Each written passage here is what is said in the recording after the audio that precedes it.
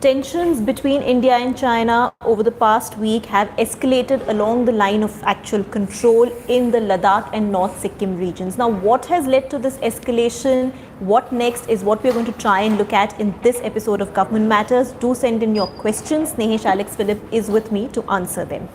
Snehesh, so let's just first sort of give a preview, it's not actually a preview, let's review what really happened over the last week. You've also done a detailed story on ThePrint, so you can log on to our website to read that.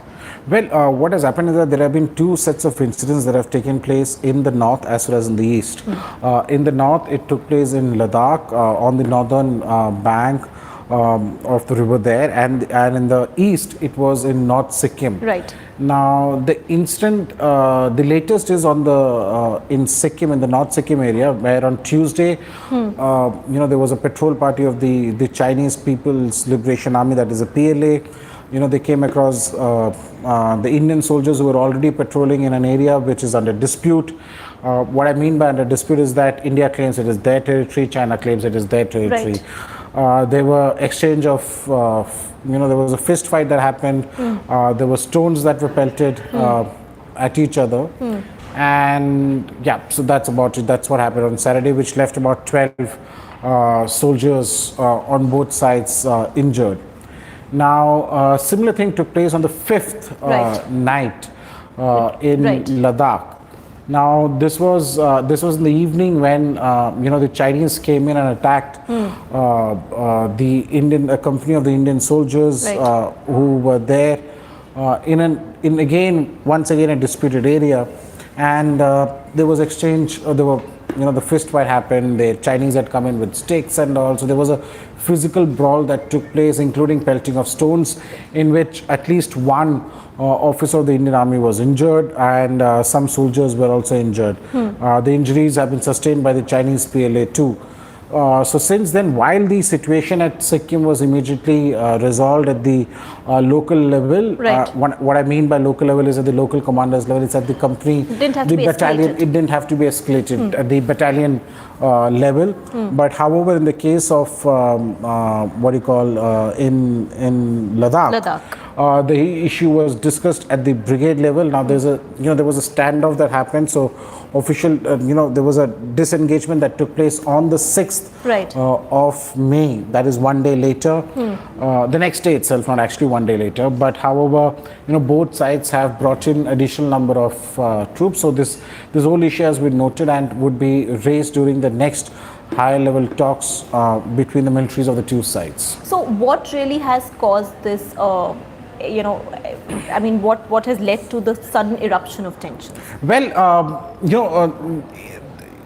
as I said, you have about 3,800 kilometers of 843 odd kilometers of the line of actual control, which goes from which travels through, let's say, the Union Territory of Ladakh and into the northeast. However, so there's not a fixed boundary per se. So this is a disputed territory. Disputed in the sense that India feels that the LAC is up to a particular point. The Chinese feel no, it is not. It is actually what India considers to be its own territory. So the perception of the difference of perception is anyways there, and these transgressions happen on a regular basis. So I think one will have to keep in mind the fact is that it's not the Chinese itself, who are, as some would say, intrude. I would say it's an incursion kind of a thing, which is taking place. It's also that the Indian soldiers also, during the patrolling, end up going to the areas where the Chinese feel it is their area, whereas India feels it is our area. And this is exactly what happened even in Sikkim as well as in Ladakh. Indian troops were at a particular location. The Chinese came in and attacked the Indian. So this constant thing is something which is always there. But yes, this was on a larger scale. Right. In the sense that earlier there were cases where people have come in. And especially remember that earlier, they came in for longer durations and actually stayed, set up their camps and all. And then both countries had to be, higher authorities had to be involved but following the summit between Prime Minister Narendra Modi and President Xi Jinping, it was decided that all these matters would be resolved locally instantly after the Doklam crisis, after the Doklam standoff. So since then, most of these incursions, or how would you, whatever that you may like to call it, has been resolved within 24 hours. Right. But there have not been any violence per se. No, but here in this case, you have two instances where the soldiers are actually indulged in fist fights, and they were beating each other with sticks. So I know you said it was resolved at the local level in the North Sikkim region, but what are the repercussions of this? Would there be any long-term repercussions? Well, see, nothing is short-term when it comes to India and China, especially the border. Now, many would actually feel that these are two different incidents, one happening in the northern sector, one happening in the eastern sector. However, I always like to believe that there's nothing is by chance or a coincidence as far as China is concerned. This is part of the Chinese strategy, so I would not look at it from a standalone point of view. I think there's a larger scheme of things. One will have to really understand, the China watchers will have to really understand and get back on how they see this developing. But yes, as I said, any small incident along the the LAC between India and China can immediately lead to a big standoff and an international incident. Right, and we saw what happened with Doklam. That standoff remained for a long time. So yes. Okay, now, actually I was trying to sift through Twitter to get the questions that we had got beforehand. So now I have finally managed to locate them. This is a question from Saurabh Vashisht. Is the incursion in North Sikkim contiguous with the finger area, which has seen frequent incursions in the past by Chinese troops? What is the strategic importance of the finger area? Well, remember that as I said earlier too, the fact is that it's not that the Chinese are intruding into the Indian territory.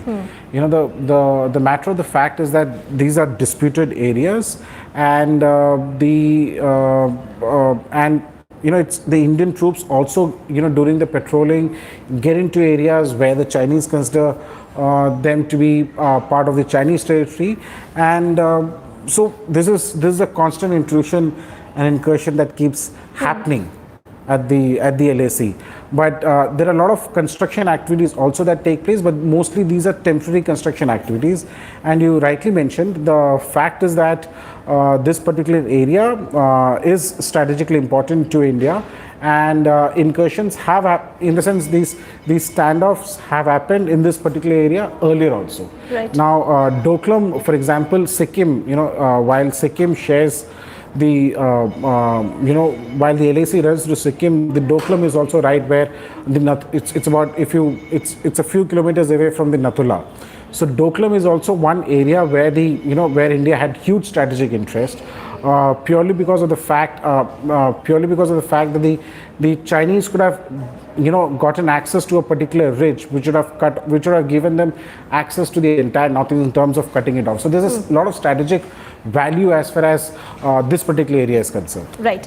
There's a question from Nityanand. This is also on Twitter. Are we strong enough to withstand the Chinese soldiers or knock them out?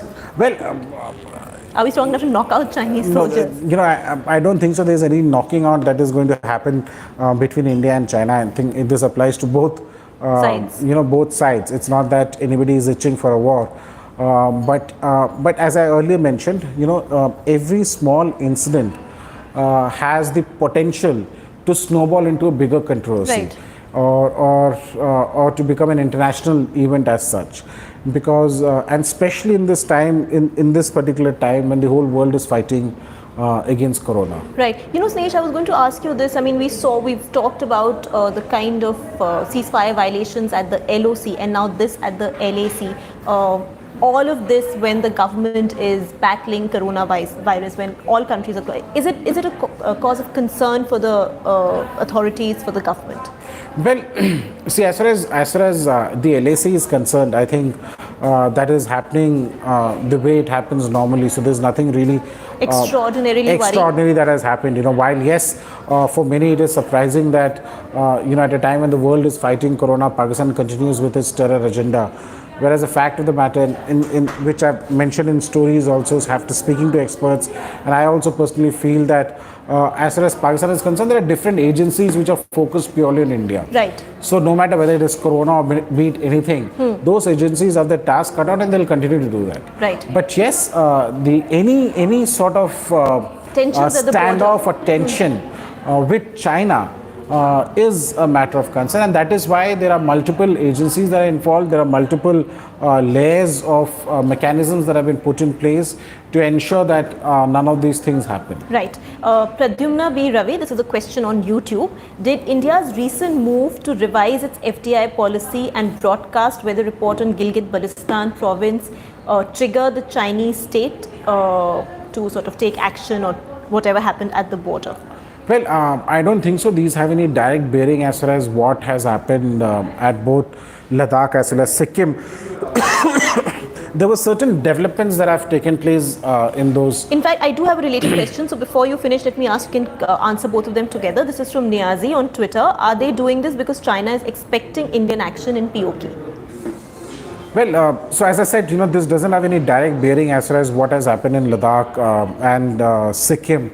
There are certain developments, that are there which took place prior to this particular incident, and those, the standoff or the physical contact that both sides had relates to that rather than any other development in relation to Gilgit-Baltistan or to the Pakistan-occupied Kashmir, but it's just that those matters are on ongoing issues of national security, and that's why it hasn't been mentioned. So you're saying there is no link between the Gilgit-Baltistan? There is no link between, yeah. Right.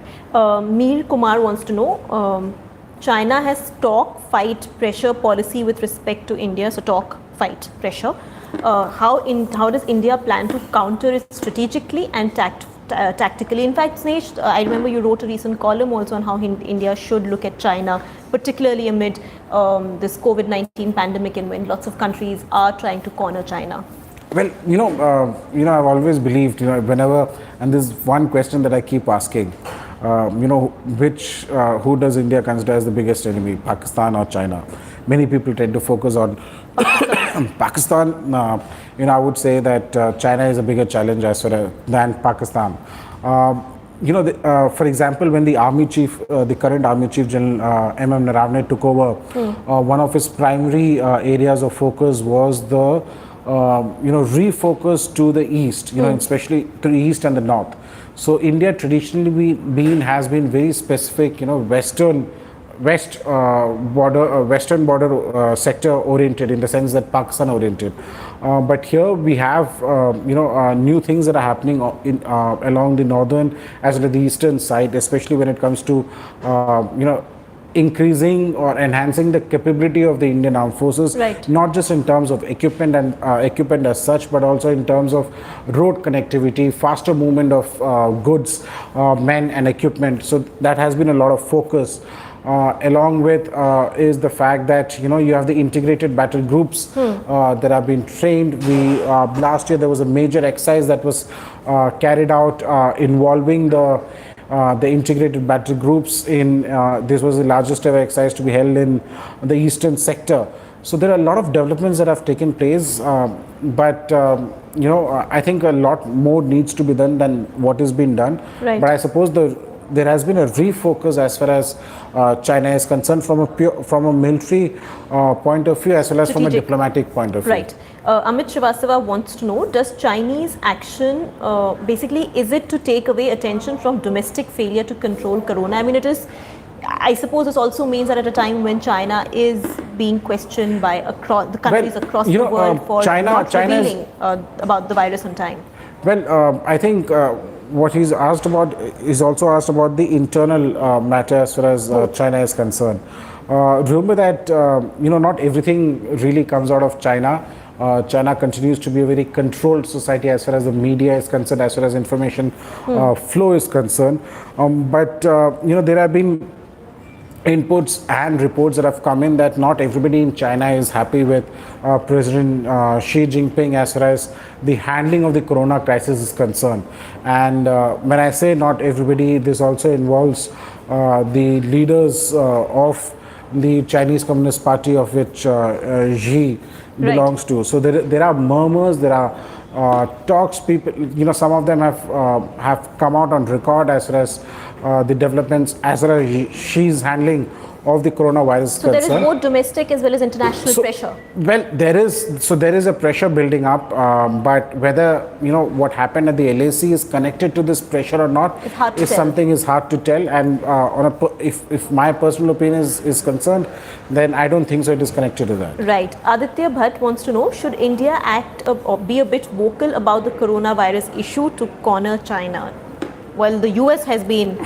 We've even heard the US has been vocal about the Chinese virus, about the coronavirus. The US president has gone on record to call it the Chinese virus, rather than calling it the coronavirus. Right. However, the intelligence community in the US, while the US President Trump feels that this could be, there are evidences linking it to the lab in Wuhan, whereas the intelligence community feel that this is not a laboratory developed virus. However, when it comes to India, I think what India has been not been very vocal as far as criticizing it's a tightrope walk. China is concerned, and it is a tightrope when it comes to China. And I think it's one will really have to wait and watch before. And plus India doesn't have anything to gain by going all ballistic when it comes to China. There are a lot of issues at hand.